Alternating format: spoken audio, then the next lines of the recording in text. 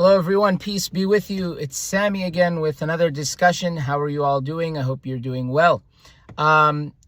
So I want to correct three mistakes. There might be one or two more, but three mistakes that I made in my previous discussion. The first one is that Al-Mustadrak, the source that was used in the last discussion and the one before, Al-Mustadrak by Al-Hakim Al-Naysaburi, Al-Mustadrak ala al-Sahihain. It's not a commentary, it's a collection of narrations. It's a hadith collection. So it's a hadith collection. I think it's made up of 5 volumes, and it's known as Al-Mustadrak ala al-Sahihain. I believe Al-Mustadrak means supplement.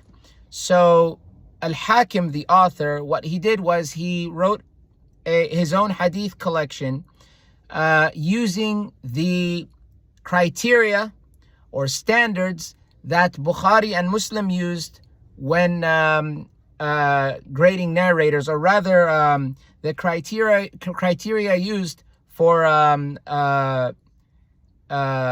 establishing an authentic narrator, a reliable narrator. So basically, the narrators who Bukhari and Muslim considered to be reliable, Al-Hakim used the same standard or method or the criteria, the requirements to deem those narrators reliable, and then he wrote a hadith collection of what I think is a hadith collection of narrations that Bukhari and Muslim omitted, that they did not put in their books. I believe that's more to the story. The point is, it's not a commentary, because I said it's a commentary. I used a guess that was like a 60% yes, like 60% yes, it's a commentary guess. It's not a commentary. It's a hadith collection, a collection of narrations. Okay?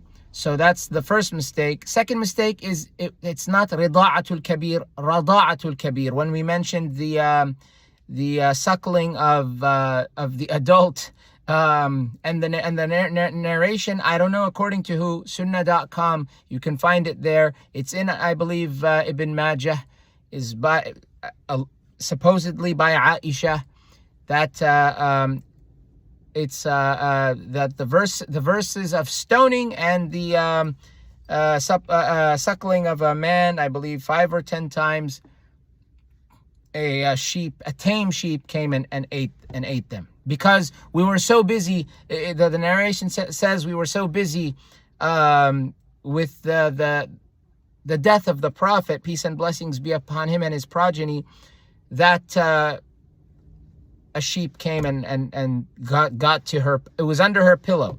So this is what the narration says. The Zaydi brothers and sisters say that anything that compromises or attacks or breaches the integrity of the Qur'an is not to be taken, which makes sense, because the Qur'an is the Qur'an. Analyzing and refuting those narrations which attack the integrity of the Qur'an, there's nothing wrong with that, because they exist. How do we address them? So there's nothing wrong with that. But when it comes to those narrations, they're not to be accepted. However, they do create questions as to how did they come to exist to begin with? Why are they there? We've seen them in this book. One may say, wait a second. One may say while reading the book, wait a second, why are these narrations there to begin with? You know, where did they come from? How come why are they so extreme as to say, to have the audacity to say something that's like, suckling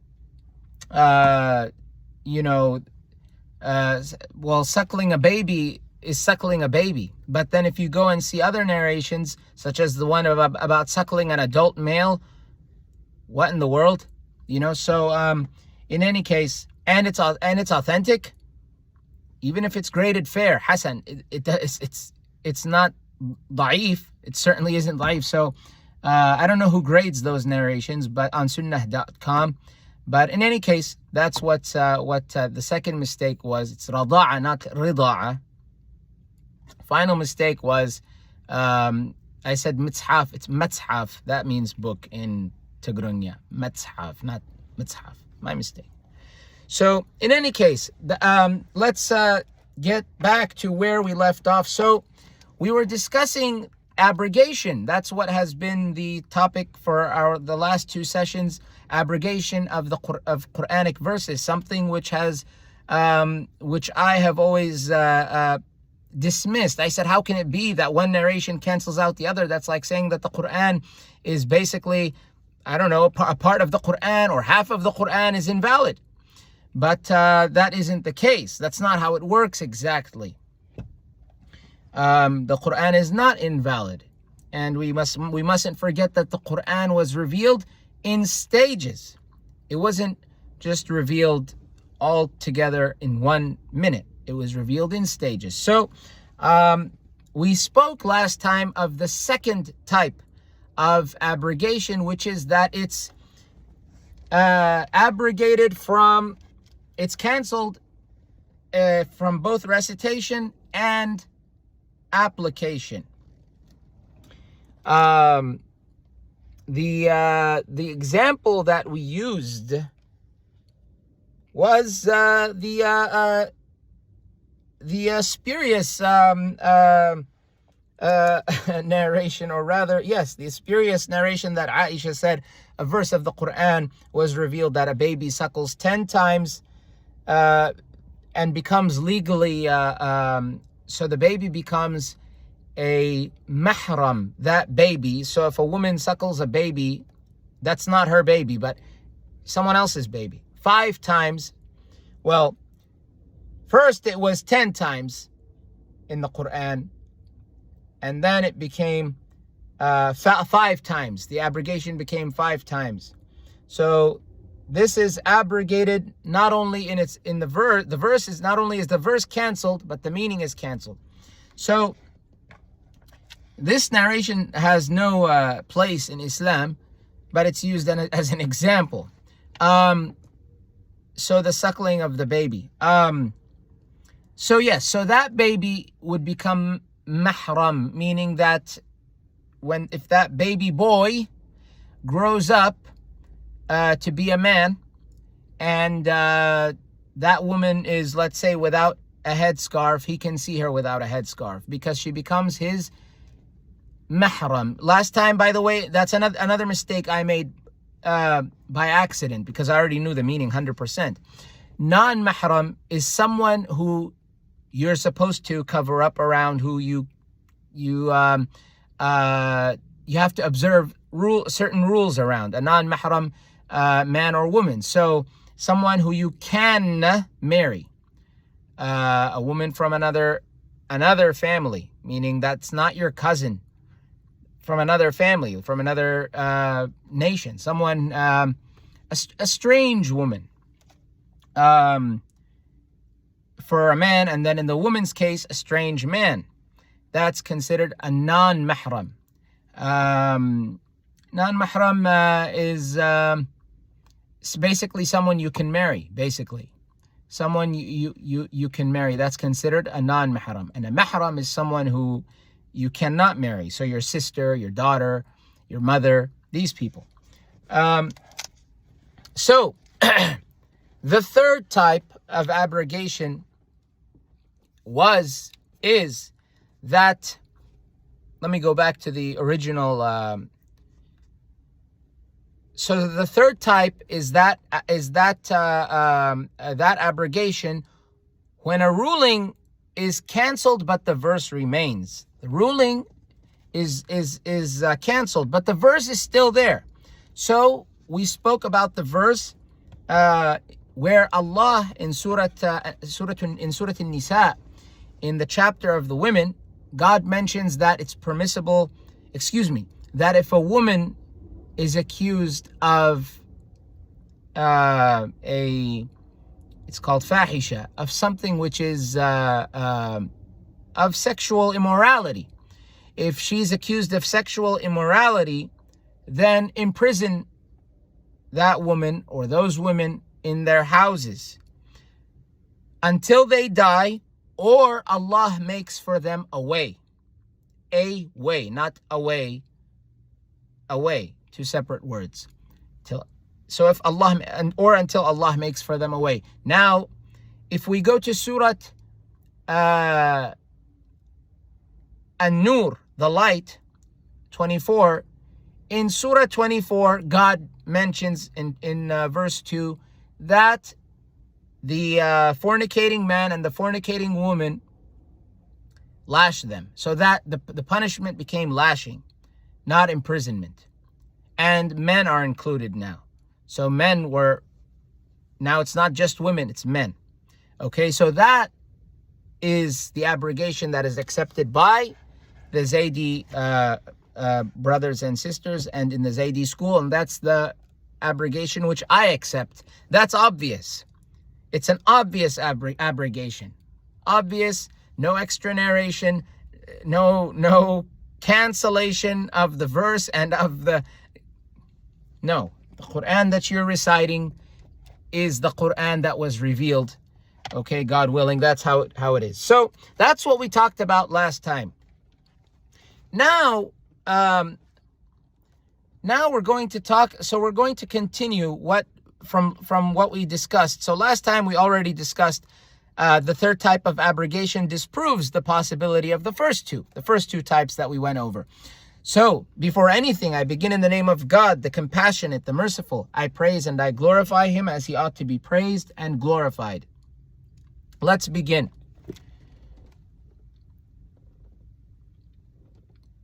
In many cases of so-called examples of abrogation in the Quran, abrogation does not occur. Rather, a general verse is rendered specific, takhsis. Takhsis indicates specificity.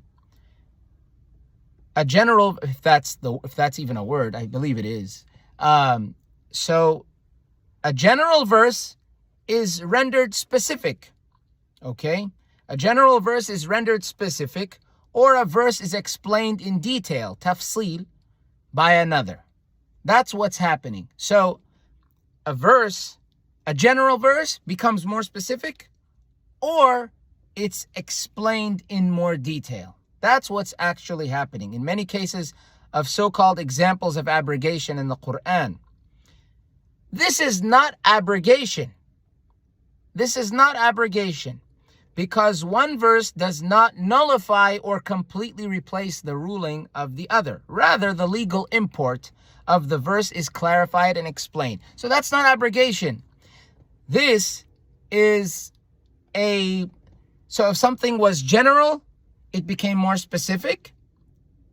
If a verse was general in a certain chapter, and in another chapter it became more specific. Or if a verse was general in another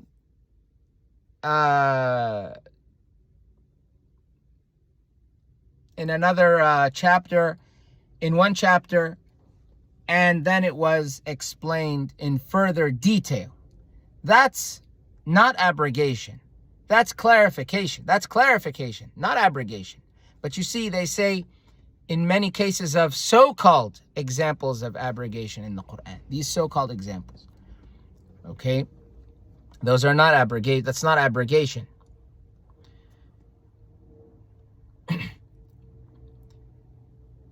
The legal import of the verse is clarified and explained. That's all that's happening. One example of this is when Allah says, when any of you reach the time of death, prescribed for you is the leaving of wealth as a bequest for the parents and near kin according to what is known, a right upon the righteous. According to what is known, long hyphen, a right upon the righteous. 2:180, chapter 2, verse 180. Some scholars hold that this verse was abrogated by the verse, for each of one's parents is a sixth of his estate if he had children. If he did not have children and his parents inherit from him, his mother gets 1/3. Quran chapter 4, verse 11. 4:11. In the first verse, a general command was given. However, in the second verse, a specific amount is determined. So you guys see? So something general was mentioned at first. So when any of you reach the time of death, prescribed for you is the leaving of wealth as a bequest for the parents and near kin according to what is known, a right upon the righteous, according to what is known. One may say, well, maybe that the what is known is different than what God specified. Maybe what is known was already known to the people of the time, to the Arabs or to the people living at the time. Well, if we go by the Quran, if we're using the Quran, if we're relying on the Quran, which is what apparently the Zaydis are doing. By the way, I want to make something clear. Zaydi and Mu'tazila both use logic. They both use logic. Meaning, in the Zaydis use logic, but I would say the Mu'tazila probably went further with ilm al-kalam. It worked for both groups. But one thing I want to make clear, in my experience, and if I'm wrong, I'm wrong, but in my experience of reading Mu'tazili texts and Zaydi texts, almost, in my experience, this text, other texts, different places you look, Quran is relied upon. Quran is relied upon. To be honest, I haven't read their tafsir or their books of fiqh. I don't know what they use as evidence there. Perhaps they use the Quran, but I would say more hadith. I would say. But as far as aqidah, beliefs and creed, Quran is used. Also in their belief in imamah, Quran is also used. If you go to the sincere friend of the Quran, a collection of letters and speeches of Zayd ibn Ali, peace and blessings be upon him and his father, he uses the Quran. So, and if you were to go to the tafasir, to the books of tafsir and see what certain verses mean, you'd see that Ahlul Bayt are referred to, among other interpretations. In any case, so Sunni versions of tafsir. So you will find that the Zaydis are Quran-centric when it comes to creed, and at least. Very Quran-centric. And they will mention the Qur'anic verses. Well, that's what we've been doing the whole time, haven't we? We've been going over Quran verses. Yeah, we'll use narrations, but the narrations are in accordance with the Quran. So the Zaydis use the Quran. So if we were to use the standard of the Quran as our only standard, which is what is being done here, which is fine. Allah says, God says, when any of you reach the time of death, prescribed for you is the leaving of wealth as a bequest for the parents and near kin according to what is known, a right upon the righteous. That's in chapter 2, verse 180. I don't know where or when it was revealed, before or after the second. But given what we are told, it was revealed before the second. Which is what everyone should be agreeing on. Why? Because the other one is said to supposedly abrogate. The second verse is said to abrogate the first one, which talks in a general sense, which speaks in a general sense. Not only that, there are scholars who say that verse abrogated the first verse, which was general. When that's not what happened, it was just made more specific. How? For each of one's parents is a sixth of his estate if he had children. If he did not have children, his parents inherit from him. His mother gets one. If he did not have children and his parents inherit from him, his mother gets 1/3. Chapter 4, verse 11. So you see, in the first verse, a general command was given. However, in the second verse, a specific amount is determined. So if someone says that, according to what is known was already known to the people. It was already known. And that was what they were going by. So what happened was God gave them a new rule.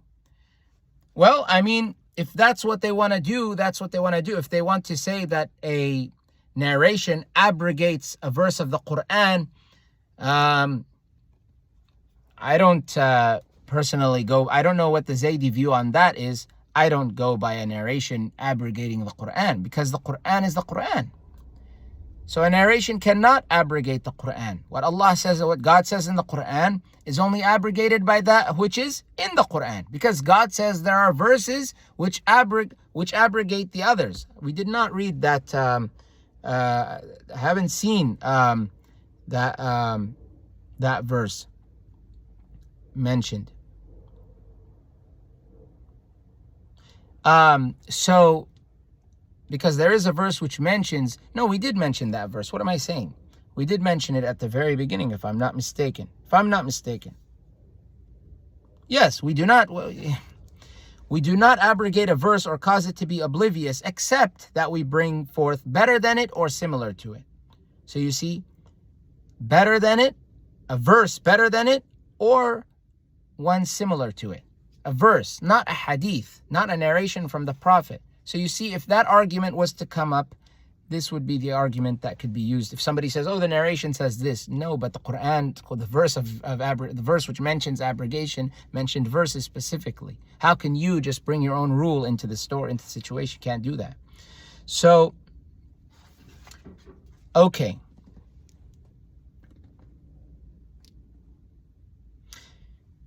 So how in the second verse, a specific amount is determined. This is not an example of abrogation, because the previous amount was general and the second amount is more specified.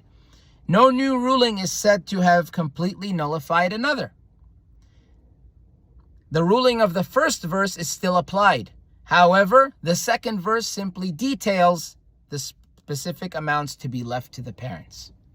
So you see, no new ruling came. The first verse said, mentioned inheritance. The second verse merely clarified. The first verse said that, there is wealth to be left for the parents and near kin. The other verse mentioned how much goes to whom. So no new ruling is said to have completely nullified another. The ruling of the first verse is still applied. However, the second verse simply details the specific amounts to be left to the parents. Okay. In the example we mentioned above, the punishment for fornication,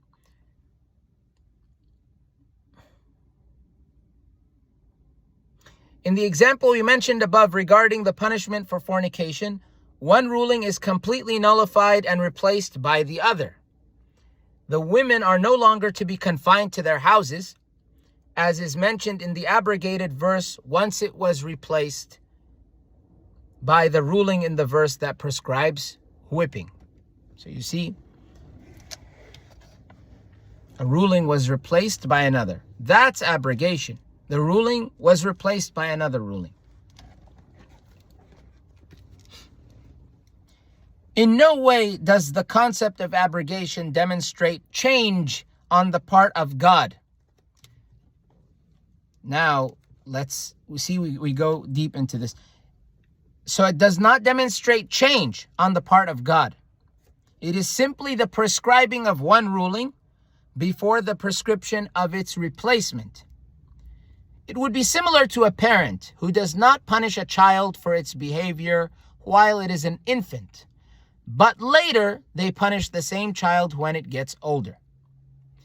The parent has not changed, but rather the parent has changed the ruling of an action based upon the perceived development and maturation of the child, or maturation of the child. We end this discussion on abrogation with one more example. God says, O you who believe, when you wish to privately consult with the messenger, present a charity beforehand. This is better and purer for you. 58:12. The implication of this verse is that the companions of the Prophet, peace and blessings be upon them all, and blessings be upon, and peace and blessings be upon his progeny, upon the righteous companions. So the implication of this verse is that the companions of the Prophet were told that they were to give charity away to the poor before they wished to meet with him privately. It is recorded in the books of Qur'anic exegesis that after this verse was revealed, no one met privately with the Prophet, peace and blessings be upon him and his progeny, except Ali. So it is recorded in the books of Qur'anic exegesis that after this verse was revealed, no one met privately with the Prophet, except Ali, peace and blessings be upon him. So if someone wants to say, oh, this is a Shi'i book and they keep mentioning Ali, and they do the same thing, you know, in old times, if someone liked Ali or gave Ali just a bit more credit than anyone else, if I'm not mistaken, they were accused of being Shia. Just for doing that, just for like giving Ahlul Bayt, a special position, bam, Shi'i. Ibn Taymiyyah, you know that Ibn Taymiyyah did that with, he accused Al-Hakim, who wrote Al-Mustadrak. Al-Mustadrak, Al-Hakim and Al-Mustadrak are both respected beings. Al-Hakim is respected and Al-Mustadrak is respected by Sunnis. That it's not a book used by some special certain kinds of Sunnis. It's used by everyone. But Ibn Taymiyyah accused Al-Hakim. I believe it. I don't know for sure. If I were to guess, I'm guessing now. This is a guess. It's that it may have had something to do with maybe saying something about Muawiyah. But I don't know. I think it may have been. I'm not sure. I shouldn't take these guesses. I'm sorry, but that's a guess. But I shouldn't take these guesses. Forgive me. So, but Al-Hakim was accused by Ibn Taymiyyah, according to a book by Ibn Taymiyyah. It's Shaykh Kamal al-Haydari. I don't believe in saying Sayyid and non-Sayyid because I don't do it. I can't do it because if somebody tells me to do it, I can't do something that I'm not convinced by. I used to do it, but so I don't like, if somebody wants to call me Sayyid because I descend from the Prophet through Hussein, or if I descend from the Prophet, I would not want to be called that. I'm nobody. I'm nobody. So the Prophet is somebody. Imam Ali is somebody. I'm nobody. I'm telling you, I'm nobody. So, in any case, Shaykh Kamal al-Haydari, who is a 12er, mentions in one of the interviews, which I believe he got banned from a channel, but let them ban him. The man spreads knowledge, so let them ban. In any case, Mr. Sayyid, meaning Mr., because I think Sayyid could also mean Mr. Kamal al-Haydari, he says that Al-Hakim and An-Nasa'i, and there was one other scholar, Ibn Abd al-Barr. Ibn Abd al-Barr, I think Ibn Abd al-Barr was, it had something to do with Muawiyah. I don't know why, but it's in my head that it might have had something to do with Muawiyah. So Muawiyah meaning that either putting him down in one way or another, directly or indirectly, meaning like actually saying it or implying it. But Ibn Abd al-Barr al-Andalusi, Al-Hakim al-Naysaburi, and An-Nasa'i. An-Nasa'i, by the way, was, I believe he was beaten. So An-Nasa'i is from Persia by origin. He went to, for some reason, he went to the Sham. The Levant, which is today known as Syria, Lebanon, Jordan, Palestine. He was in that area. In one of those, either Palestine or Damascus. And I think he died of his wounds. What happened was people would praise Muawiyah constantly. Like it was just normal to praise Muawiyah. And so what An-Nasa'i did, you see, this is why we should at least give him credit, even if he's not, maybe he was not on the aqidah we follow, but this is what An-Nasa'i did. He saw that, so what he did, he wrote a book which included, I don't know if the book is survived or not, but he wrote a book or a treatise, some text that promoted Ali. Okay? So, in the midst of these people that are Muawiyah lovers, Nawasib meaning haters of Ahlul Bayt. So, what happened was that the people said, why don't you write something about the fada'il, the virtues of Muawiyah, if I'm not mistaken. They said, write something about the virtues of Muawiyah. He said, what do you want me to write? When the Prophet said, oh God, do not fill his belly. That's what he said.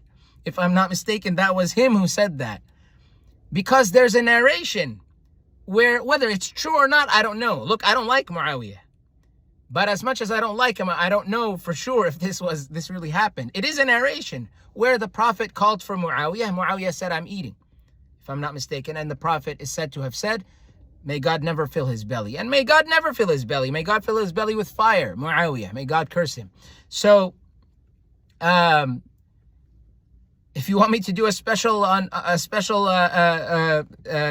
on Muawiyah, I'd be more than glad to do so. It's an important situation, important discussion. So An-Nasa'i said, what do you want me to narrate? When the Prophet said not to fill his belly, they beat him for that, if I'm not mistaken. If I'm not mistaken, they beat him, and I think that he died from his wounds.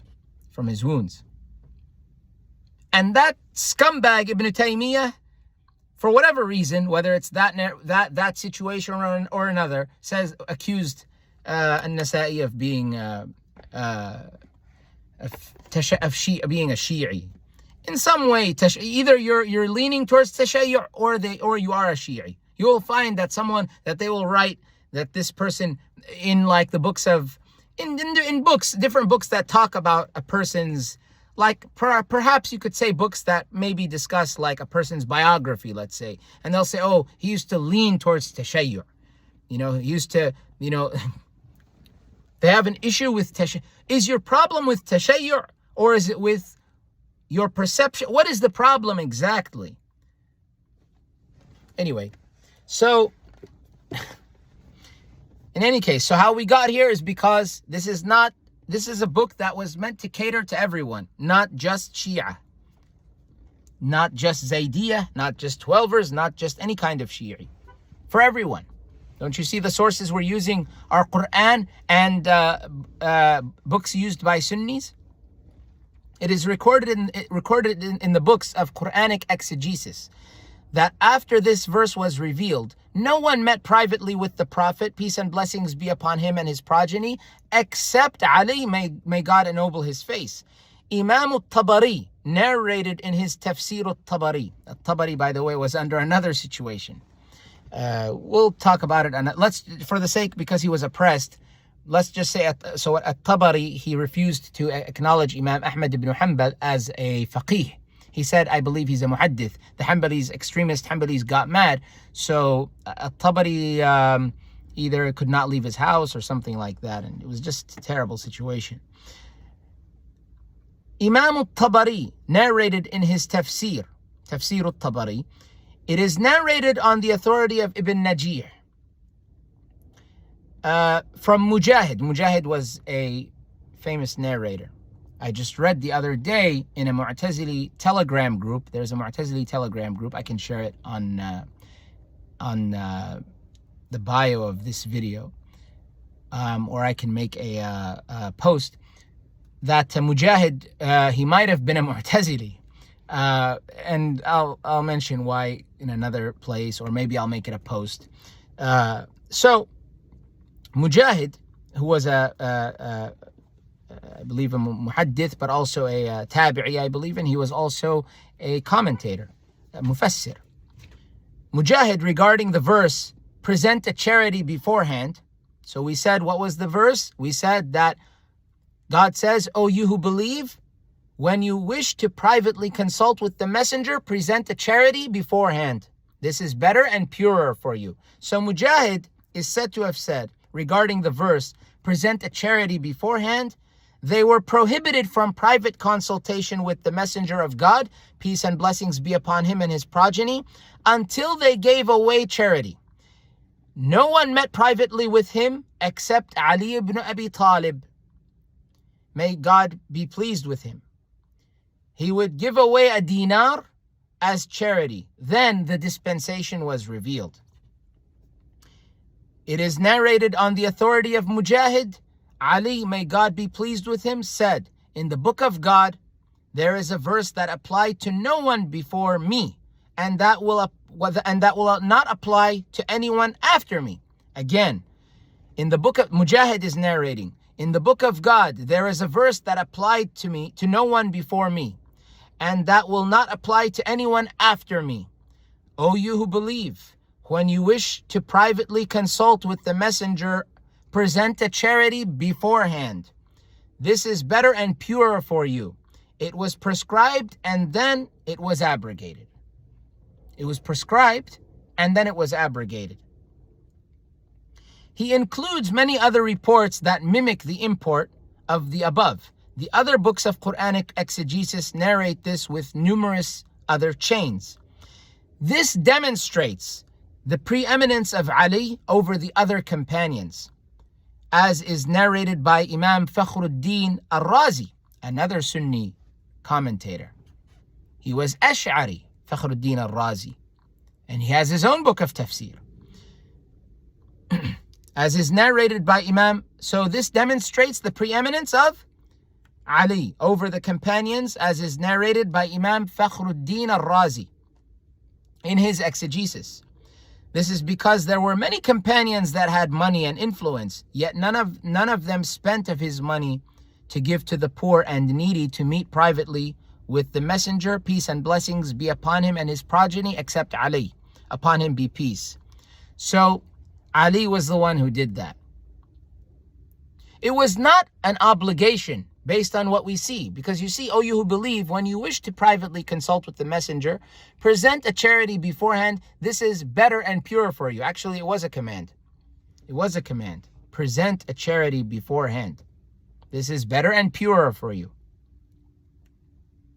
You see, so God said to do that.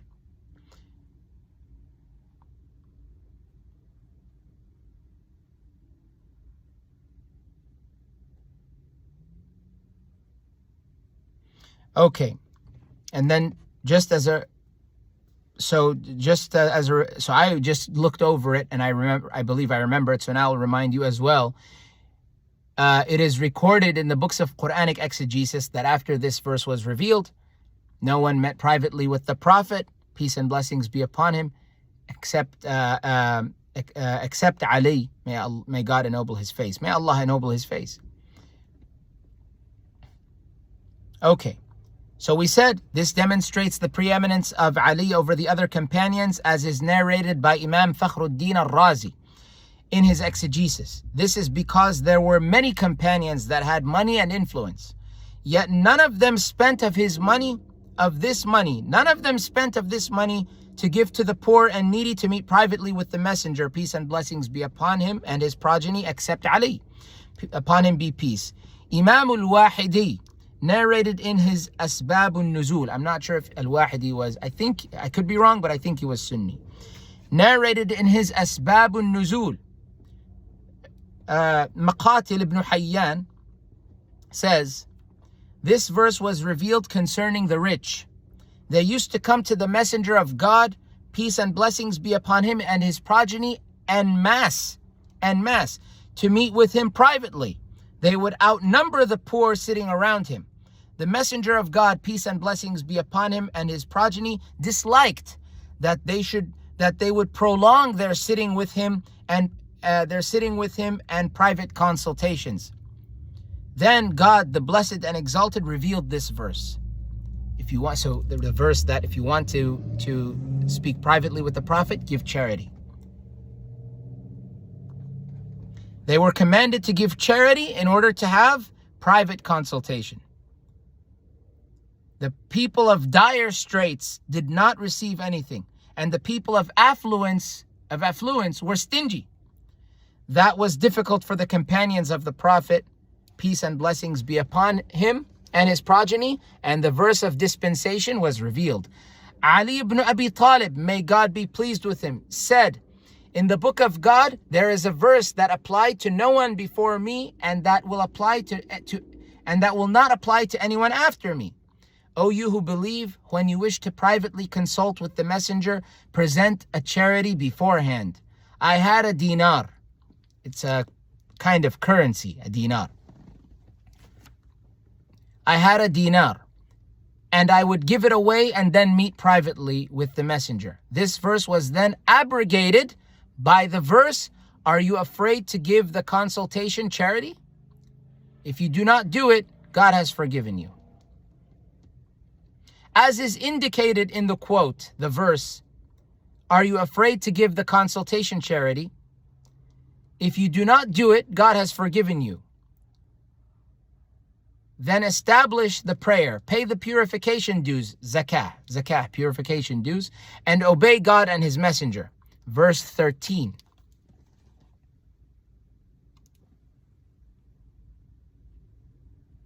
So 58:13 comes after it. Okay? Are you afraid to give the consultation charity? If you do not do it, God has forgiven you. Then establish the prayer, pay the purification dues, and obey God and his messenger. Verse 13. Abrogated the previous verse. After the trepidation of the companions was evident, God abrogated the above ruling and lifted the ruling of consultation charity as a dispensation. Okay, so this is abrogation. We find here a kind of abrogation right after the verse. Right after the verse that mentioned a ruling, another ruling came after it. And we find the merit of Imam Ali. By the way, I want to make it clear, I always want to make things clear, but I want to make it clear that when I say about myself, for example, there are people better, like remember the last discussion, I said, I descend from the Prophet. I qualify to be an imam.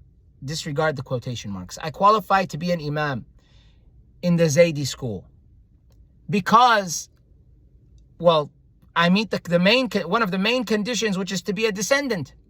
And I said that there are others better than me. Now, I don't believe that, let's say I was a companion of the Prophet. What a beautiful, I wish. There are many things that I wish, but this is something I wish to be. I'm thankful that, for who I am now. But, I wish I could have seen the Prophet. Of course, I wish I could be alive now so that I know the people that I love today. So, but I wish I could have been a companion of the Prophet. I wish. Let's say I was. And let's say not only was I a companion, first let's say I was a companion. And let's say Ali exists alongside me. Of course, I would say, I personally, because I consider myself honest, so I would say Ali is better than me. Ali is better than me. I would be on Ali's side. I hope that's what would apply to all of those who are Shia and Mu'tazila and all those who love Imam Ali. If you truly love Imam Ali, meaning, because now we're so far away from that time, it could be that there are people who love Imam Ali but just don't know the situation. But let's say we were all in that position. I hope that we would side with Ali. Peace and blessings be upon him. No excuse. I would say Ali is Ali. Of course, the Prophet already commanded, he already told us that Ali is the most knowledgeable one. He already told us there are many narrations that he said to us, companions, that would point to Ali being Ali, the caliph of caliphs, the imam of imams. But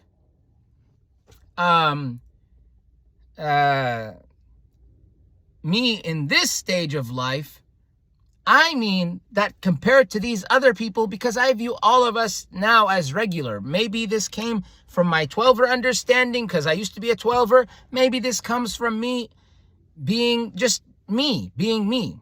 Because I don't know, I just can't see that me or anyone else. Look, if someone else is imam and they're from the descendant of the Prophet, I respect them and I respect their position. But I'm not going to say like, who are you? No, I'm not going to say that. But like, I mean, maybe I'll say something like, isn't it that others are better than us? Us as in we're descendants of the Prophet? I just don't see myself better than Ja'far al-Sadiq, or Musa al-Kadhim. I don't see myself better than them. But I don't know. I just that's what I mean. So I'm not comparing myself in any way to, when I say Ahlul Bayt, I mean the early, not the ones that came, because Ahlul Bayt spread. Ahlul Bayt are all over the world. Meaning Ahlul Bayt, when I say Ahlul Bayt in this context, I mean people who descend from the Prophet. They're all over the world. They're in different places. They're in Iran, they're in Turkey, they're in the Middle East, they're in Central Asia, South Asia, perhaps East Asia. They're everywhere, which is great. But not all of us in our thousands. Our population is thousands and thousands. What makes it that we're different? We're not Sahaba, we're not Tabi'een. We're not from the generation of the earlier ones, whose sandals we don't amount to. We don't even amount to whatever filth went onto the filth that went onto their sandals. We're nowhere close to that filth. That's what I mean. The last part of this, before we get to the vision of God, seeing God on the Day of Judgment, that's going to be the next section. This is, you see, we're knocking out all of those bogus and stupid claims. Anyway, the final part, very short. God has no likeness or counterpart. That's what Imam al-Hadi, peace and blessings be upon him, said. Imam al-Hadi said, God has no likeness or counterpart. The commentary is, Imam al-Hadi, upon him be peace, then stated one of the central doctrines of Islamic theology, and that is the complete dissimilarity between the Creator and creation. Between the Creator and creation. The complete dissimilarity. We call it tanzih. Tanzih.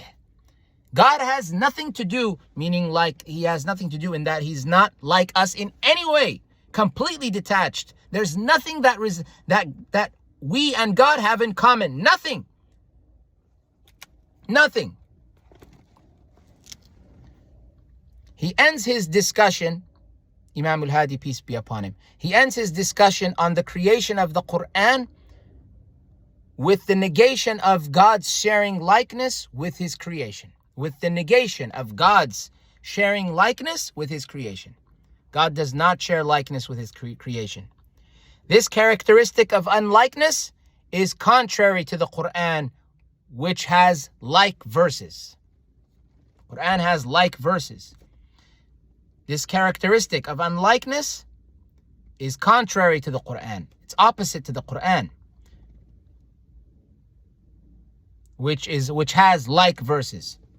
So God is not like any of his creation. The Qur'an is not eternal. God is eternal. Qur'an is not uncreated. God is uncreated. We will get to the next section, which is the vision of God, which is called ru'ya. Ru'ya meaning seeing God. Will we see or perceive God in any way on the Day of Judgment? Yes or no?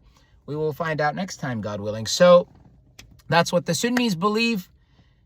That's what the Sunnis believe. I can't think of anyone else. The Ibadis reject it. Mu'tazila reject it. Zaydis reject it. Why do I say Mu'tazila reject it and I don't say they rejected it? Because there are those today who consider themselves Mu'tazili. Maybe I'm a Mu'tazili. I don't know. Because I don't fully believe in it. I don't agree with this idea on Imamah. I love their imams, but I don't agree with imam. The criteria, the criteria. That's it. In any case, I wish you all well. I hope you guys stay well, keep well, be well always. God bless you. If you're not a Muslim, I invite you to Islam. I invite you to Islam. I invite you to Islam.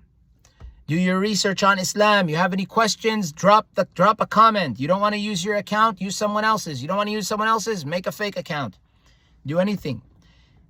And I don't know if I'll have your answer, but I'll find you the answer, God willing. So there is a comment I need to get to, by the way. So if you who left the comment a while back, brother or sister, forgive me for not having gotten to it. Forgive me. So that's what all we have to say for today. And that's all I have to say. So until next time, I'll see you guys. Peace be with you. I'll see you guys next time, God willing.